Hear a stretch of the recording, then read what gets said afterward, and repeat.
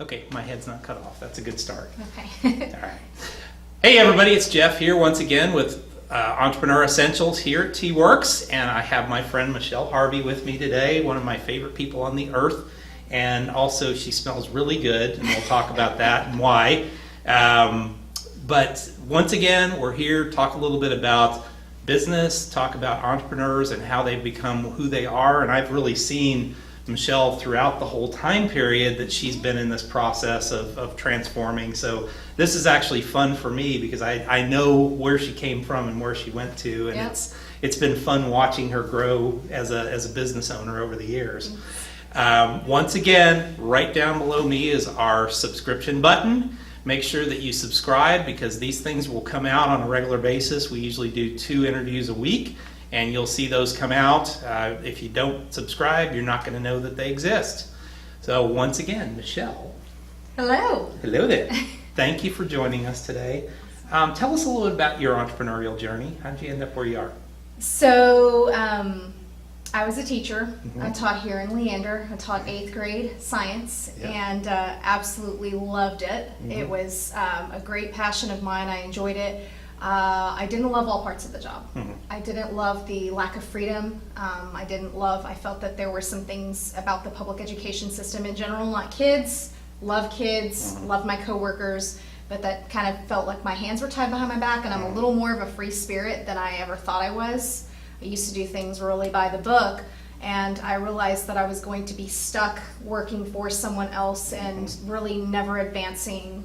And even in personal growth, although I did grow a lot as a teacher. So I actually was thinking, okay, I'm not going to last in this profession. So how do I get out of that? And a friend of mine said, well, you should become a life coach. You already do this. And I said, okay. What's a life coach? I didn't even know. I live in Exactly Austin. is that? I know. What's a life coach? And I Googled it, and she told me, you're kind of already doing that. So I went and interviewed a life coach and was like, oh, this is really cool. Who pays you? She said, I pay myself. She said, my clients pay me. I go, and she said, I'm an entrepreneur. And my heart skipped a beat because I've always worked for someone, and I've always had a paycheck, and it's always been regular. And even if it was commissions, there was also safe paycheck. Exactly. And it scared me. It really did. But I knew that on the other hand, the lack of freedom was what I was trying to get out of, and that freedom comes with a cost, and it means you have to work your butt off. Yeah. And so I committed to a life coaching school, and around that same time I also incidentally joined Young Living Essential Oils and began using those for some personal health issues. And slowly, between the coaching school and the essential oils, I began rapidly growing as a human being and learning that I was braver than I thought, and that I could take this on. And so I ran, as soon as I finished my coaching certification, and I started making accidental money with Young Living, which is another interesting story. I found myself an entrepreneur at the end of that last year of teaching, and this new doe-eyed, where's my money going to come from, but also less about the money and more how am I going to make a difference in people's lives. Well, I think the thing I've always respected about you is that science background. Yeah. You're not real frou-frou when it comes to a lot of the oils and all that. You really understand why they work. Oh, absolutely. And can explain that extraordinarily well. Yeah. And I've learned a ton from you because of that. It's like, okay, well, this works with this and that. So I think that's another interesting thing from that point of view. Yeah. So talk a little bit about your business and how you work with people. So I meet people all the time. So when I was in a classroom, I was working with the same 150 students, every year, the same people, coworkers. I was in a classroom without windows, And I would never have believed the people out in the world that I was missing out on, because even on the weekends, I didn't have the energy because of pouring 100, into 150 students all week. I didn't really have the energy to go out and meet people, but I learned that as an entrepreneur, I needed to meet people somehow. I needed to expand my circle besides just social media.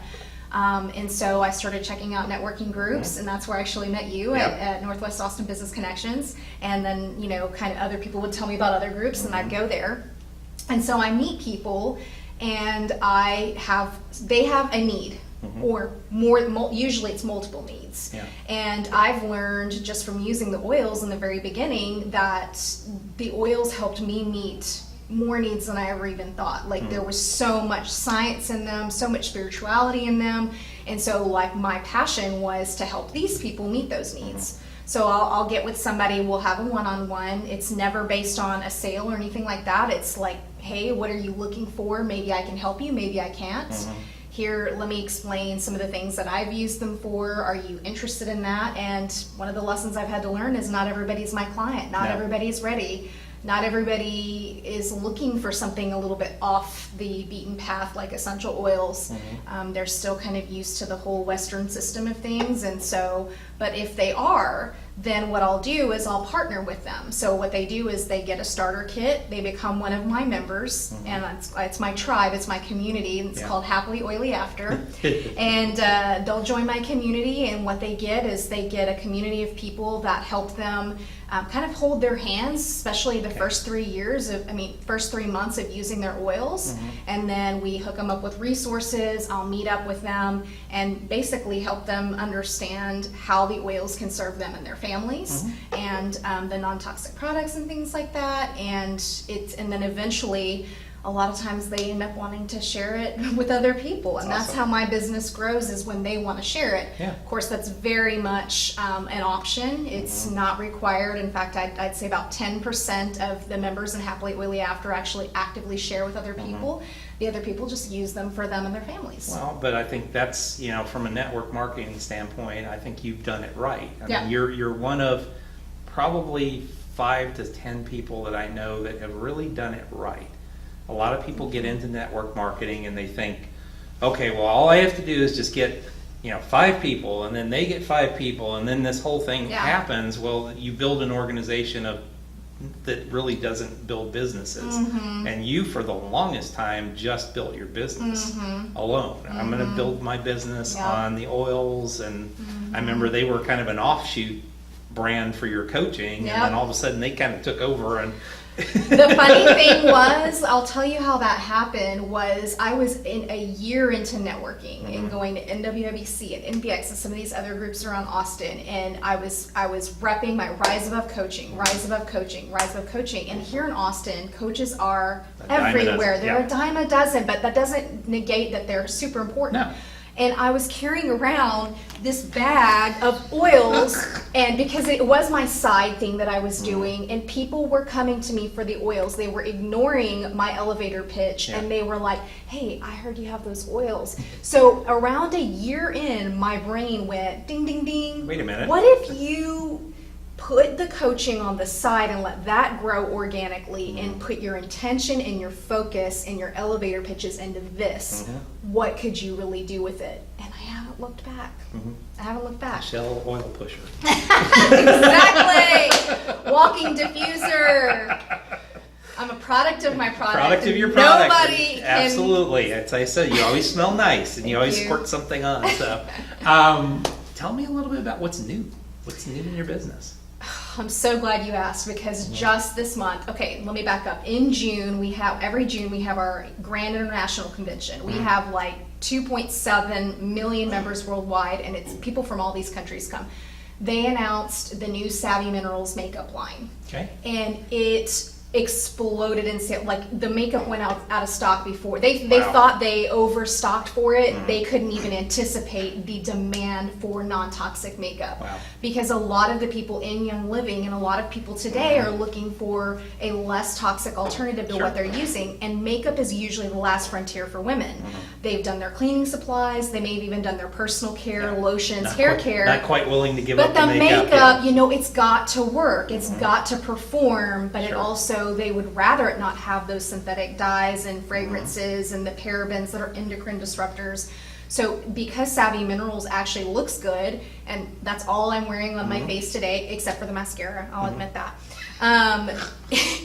The makeup, they actually came out with a starter kit Okay.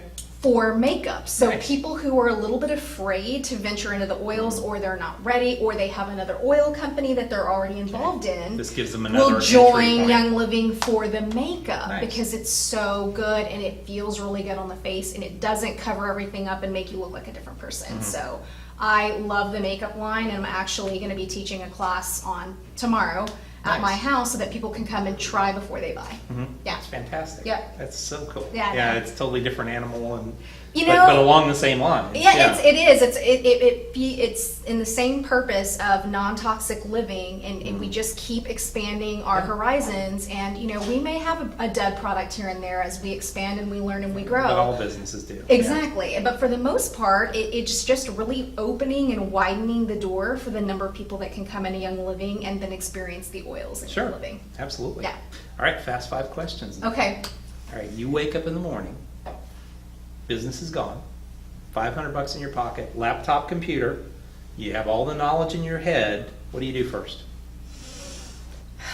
Okay, well, I know that I would get back into Young Living. Okay. And that is $160 of There the you go. starter kit, because the oils are like, they're my personal life and my business Mm-hmm. life.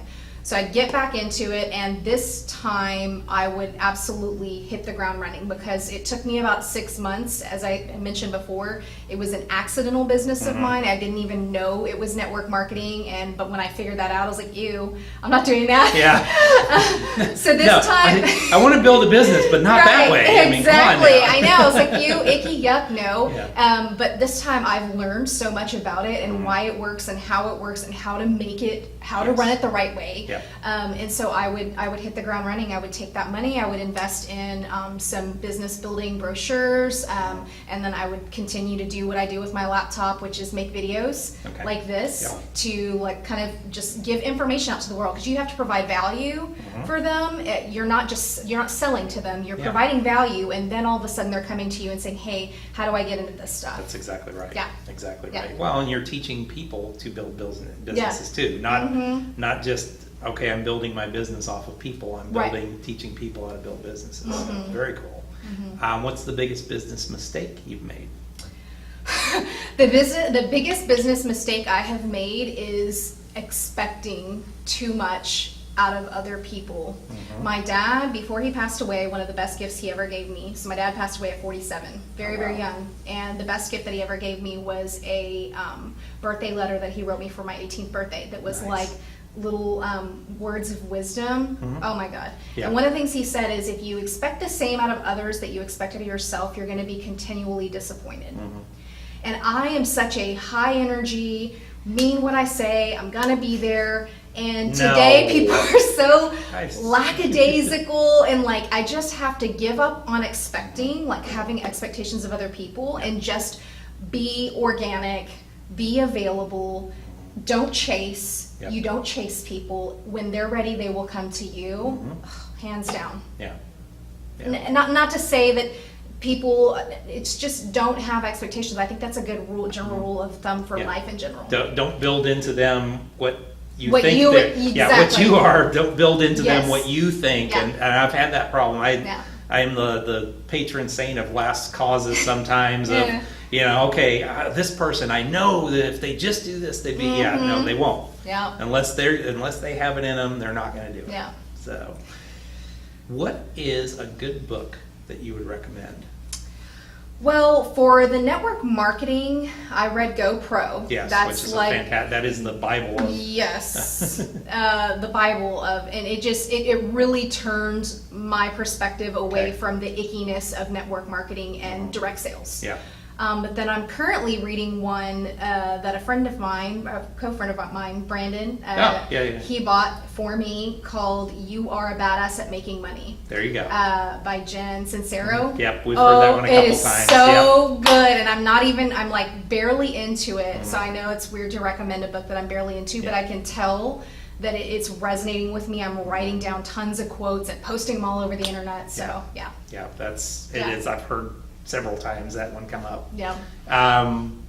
What's a good tool that you use in your business every day? Could be electronic, could be paper, or whatever. Well, my phone Okay. is absolutely critical. It has my calendar in it. Mhm. I put my reminders in it because they always say the fortune is in the follow-up.